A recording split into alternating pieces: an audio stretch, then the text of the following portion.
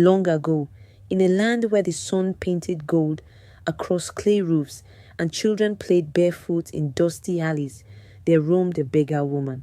She was known in whispers and sideways glances as Mama Nika, her name spoken only by those foolish or brave enough to tempt fate.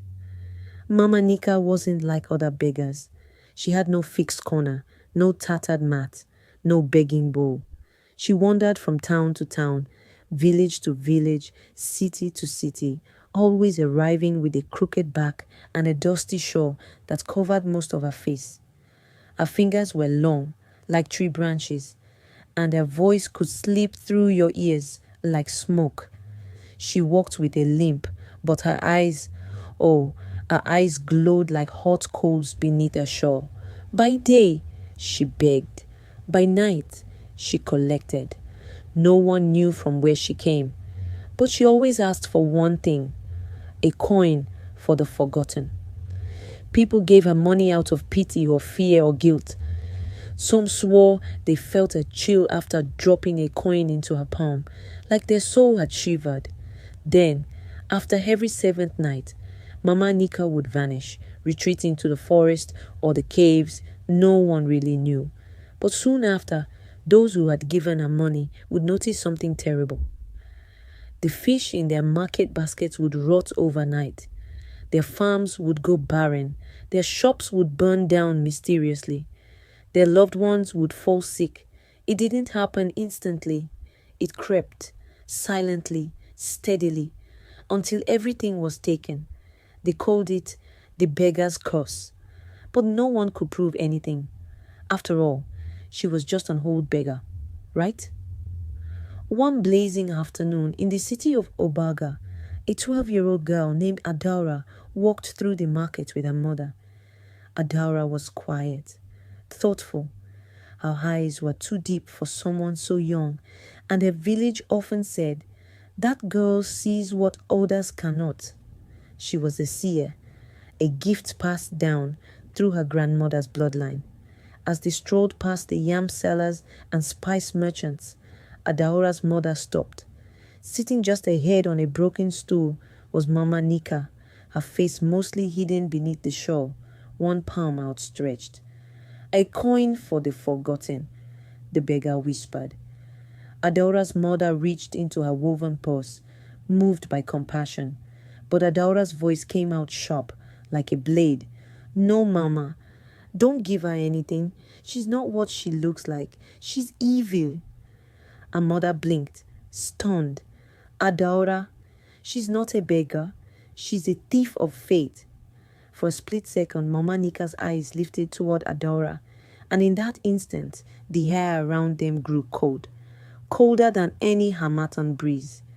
Her mother, confused and embarrassed, led Adaura away. But that moment was the beginning of a dark storm. That night, as Adaura slept, her dreams were filled with shadows. A whisper snaked into her ears. "You see too much, little one."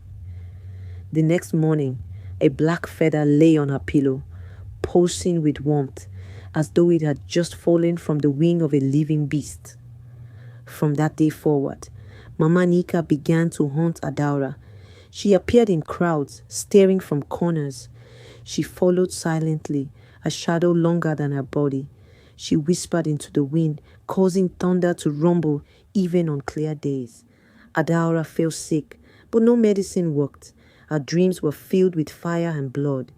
She saw the faces of everyone who had given Mama Nika money, and each of them fell into ruin.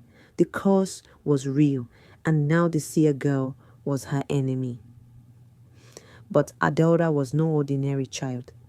One night, under the full moon, she snuck into her grandmother's old hut at the edge of Obaga. There, buried beneath the floor, she found an old clay mask and a scroll sealed with ash. The scroll told of a ritual of unbinding, a powerful rite that could reveal a spirit's true form and sever its link to the mortal world. Adaura prepared. With chalk, herbs, salt, and courage, she made a circle in the forest and waited.